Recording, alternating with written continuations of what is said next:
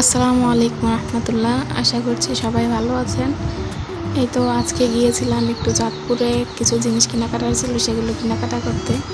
এই তো আসার সময় আর যাওয়ার পর আর কোনো ভিডিও ক্লিপ নেওয়া হয়নি।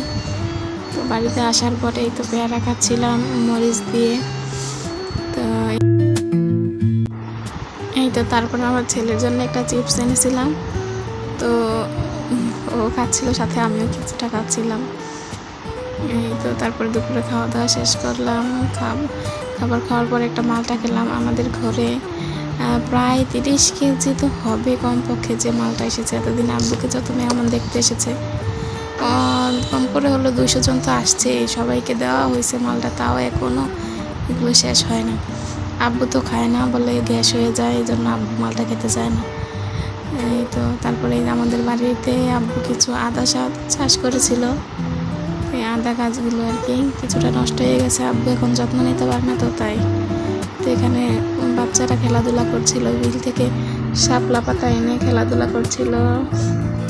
এই তো আমার বাচ্চাকে, ছেলেকে নিয়ে গেলাম একটু হাঁস দেখাতে। ও আবার হাঁস অনেক পছন্দ করে, এই জন্য ওকে নিয়ে গেলাম একটু হাঁস দেখাতে। তো তারপরে আর কি রাত্রেবেলা সন্ধ্যায় আর কি আজকে একটু আলুর পাকোড়া বানালাম।